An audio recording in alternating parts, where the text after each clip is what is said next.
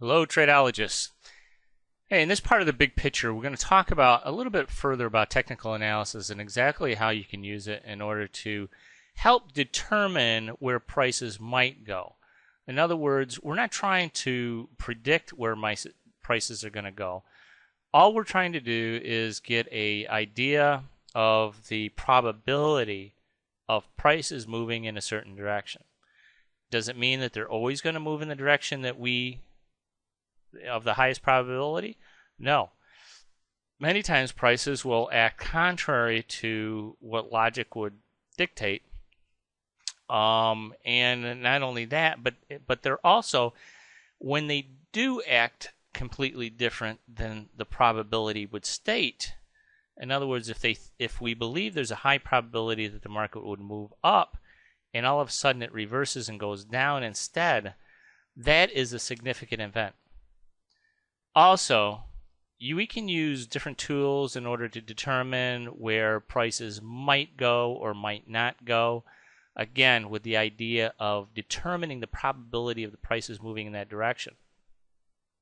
In no way, and there's just no way that we're going to be able to predict future prices.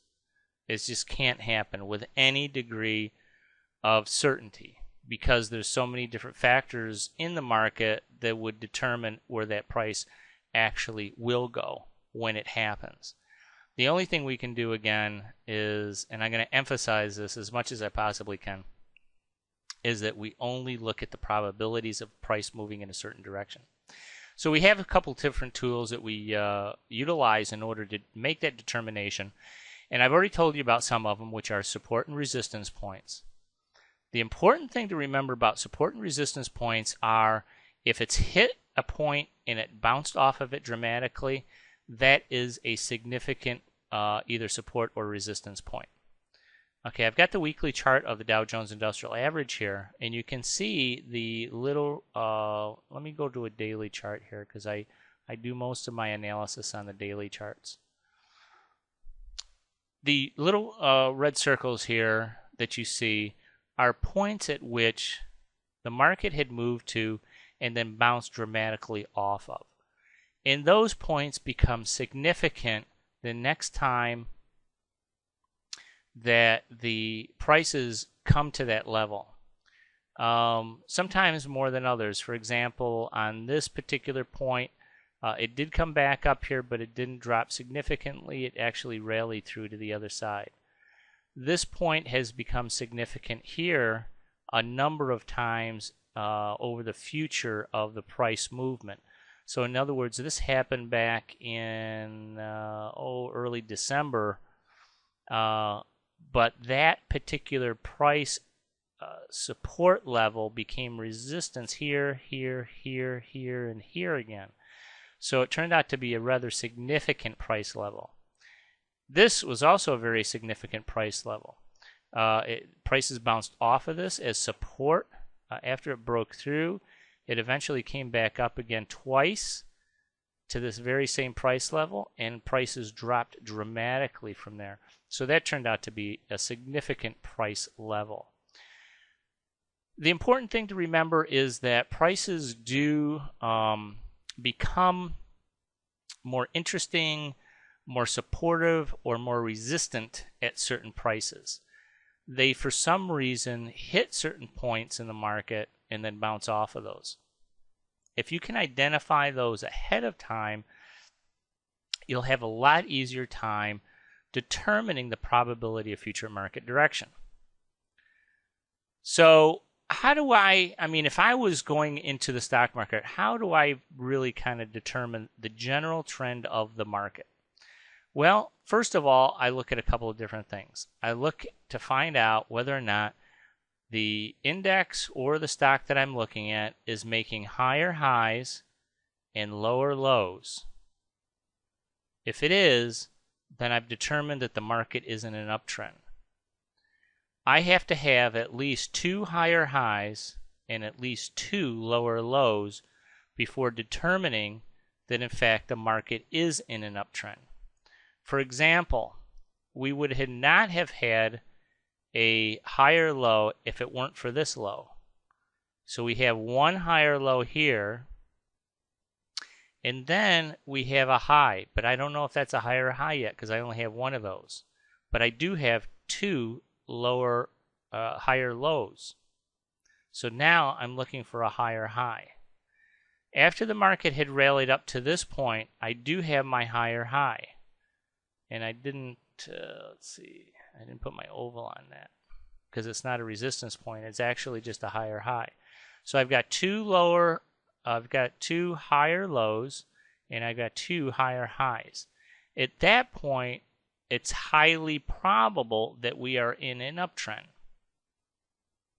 At that point, I'm looking to purchase the pullback from this high, from the second higher high, and that would be this point right here.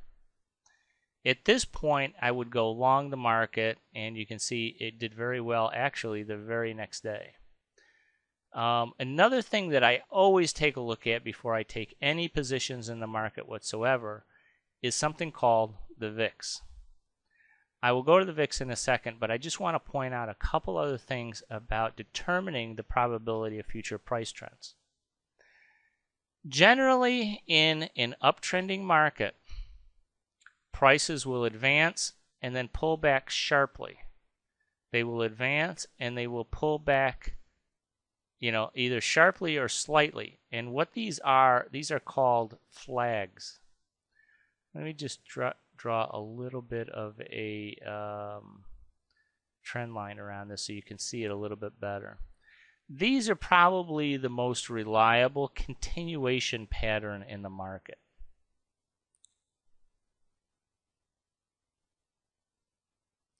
This type of pattern. It's a pattern in which prices advance and then slowly begin to decline. Now in this case, the pattern failed because it declined but then shot right back up again.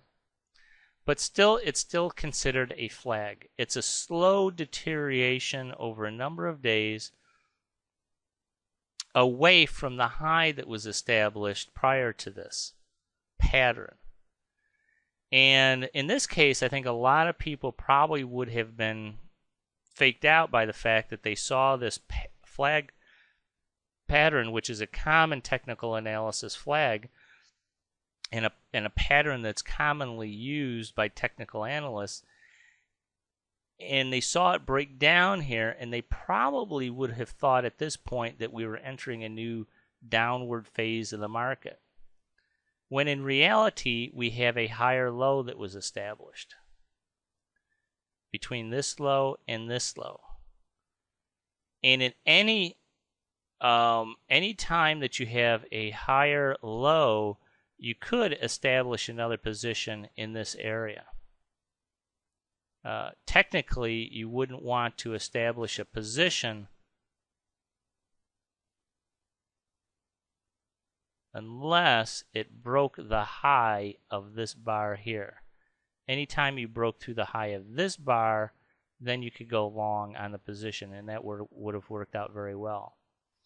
But this flag was actually an indication that the market would continue higher, because this pattern of slowly eroding prices going down in a slow stair-step manner is actually a fairly common pattern that most people recognize but don't know how to trade.